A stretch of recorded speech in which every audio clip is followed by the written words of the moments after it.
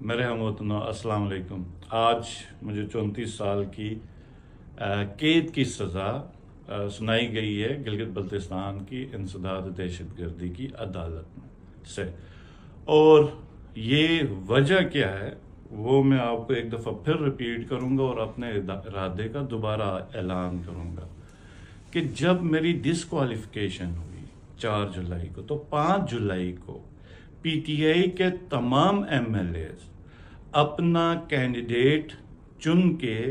Assembly میں گئے تاکہ اپنا چیف منسٹر گلگت بلتستان کا چنے، اور یہ پی ٹی آئی کا حق تھا کیونکہ ہمارے 22 ایم ایل ایز تھے، 33 کی اسمبلی میں 2/3 میجورٹی کے ساتھ ہم گئے۔ تو جو شرمناک دن وہ ہمارا پورے گلگت بلتستان کی عوام نے دیکھا کہ پولیس کو بھیجا گیا، اسمبلی سیل کی گئی، ایم ایل ایز کی توہین کی گئی، اسپیکر اسمبلی کو اندر جانے سے روکا، اور وہ فوٹیج سب کے سامنے۔ اور پھر اس کے بعد ایک فرعون،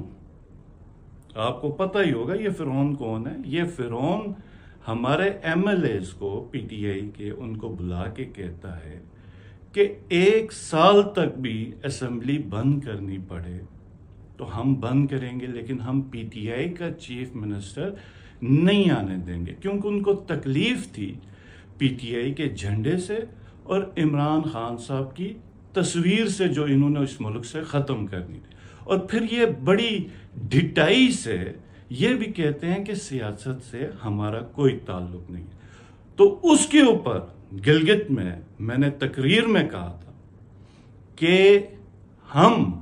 جب اگر اللہ نے ہمیں دوبارہ اقتدار دیا تو ان سب کیریکٹرز کا، کرداروں کا، جنہوں نے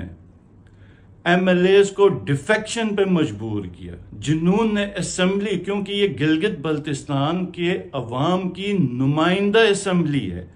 اس کے اوپر جس نے تالے لگائے، وہ جو مرضی ہو، جس مرضی ادارے کا ہو،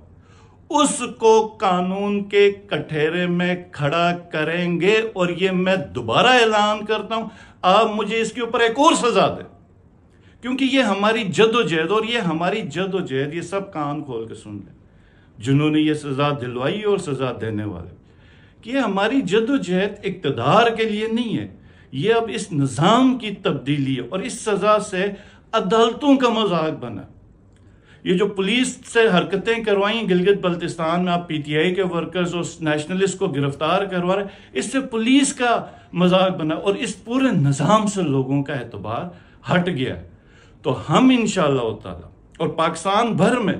جہاں جو کردار، جو 8 فروری کو پی ٹی آئی کا مینڈیٹ چرایا گیا، تو آپ کیا سمجھتے ہیں یہ جو ان کرداروں کو معافی ملے گی؟ نہیں، یہ عوام کے کٹہرے میں کھڑے ہوں گے اور ان کو کڑی سے کڑی سزا ملے گی۔ اور جہاں تک ہماری بات ہے، ہم خان صاحب کے ساتھ تھے، ہم خان صاحب کے ساتھ ہیں، اور ہم خان صاحب کے ساتھ رہیں گے۔ عمران خان زندہ باد، پاکستان پائندہ باد۔ بہت شکریہ۔